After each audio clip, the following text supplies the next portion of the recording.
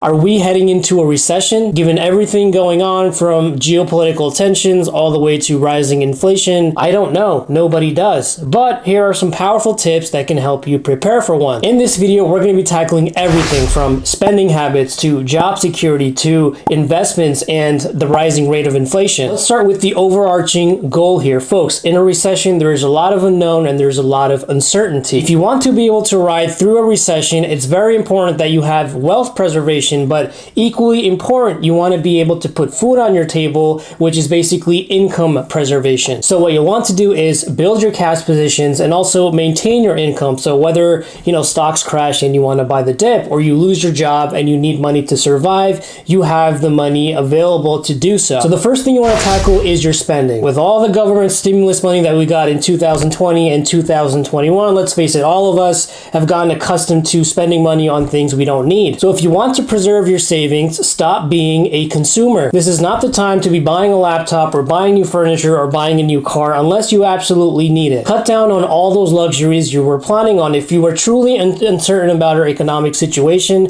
then your family vacation that you were thinking about can wait. Your new toys can wait. Every dollar is important right now. Now, let's talk about job security for those of you that have a job. Again, folks, nobody knows what can happen tomorrow. While it's true that there is a worker shortage, many companies have started a hiring freeze. A lot of other companies have also been starting rounds of layoffs in anticipation for an economic downfall. So what can you do to protect your income? Well, first and foremost, you want to update your resume. And here are two reasons why you need to update your resume right now. First, in the event that you do get let go from your job or you get fired from your job, whatever the case is, you at least have your resume ready to go that same night. It'll just make things easier because when the time comes, you'll have everything ready to go. Secondly, it allows you to apply to other places, and you should absolutely be applying to other places even if you love your job, even if you are very secure at your current job. Folks, salaries are sky high right now, and your current employer is not going to give you a 7% raise to match the current rate of inflation. The only way to get an inflation adjusted raise is to switch jobs. And even if you love your job,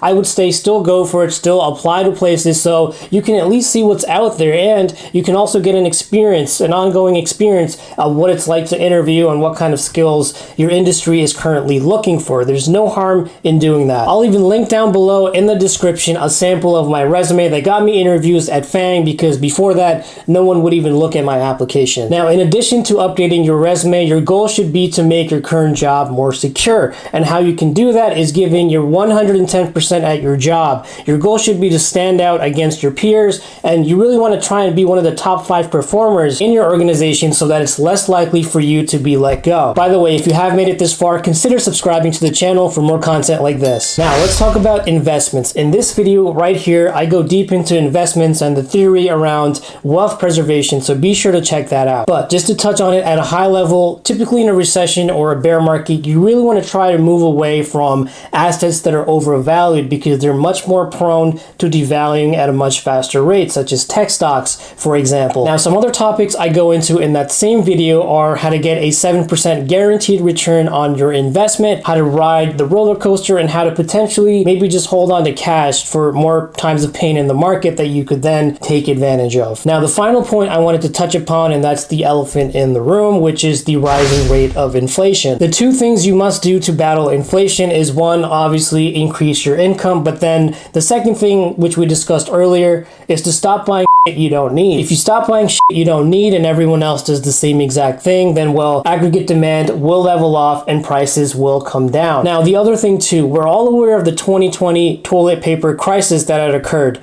Do you know why? Because it certainly wasn't the Rona that caused the shortage. It was because people were stocking up for supply months ahead of when they actually needed to. We saw the same thing happen recently with the speculation of oil prices rising, everyone lining up for gas. It's a self-fulfilling prophecy. You foresee a shortage coming, you go and buy an oversupply of what you actually need, and that action alone is what causes the actual shortage. It's ridiculous and it's not necessary. So stop buying things you don't need, stop stop adding to the herd mentality, stop being the root cause of shortages, and as a result, aggregate demand will come down, and as a result, prices will also come down, and hopefully we can see the rate of inflation return back to what it was before. And with that, hope you guys found this helpful. Be sure to check out my other video on how to invest in a recession, and also check out my other videos, and be sure to subscribe to my channel for more content like this. Thank you.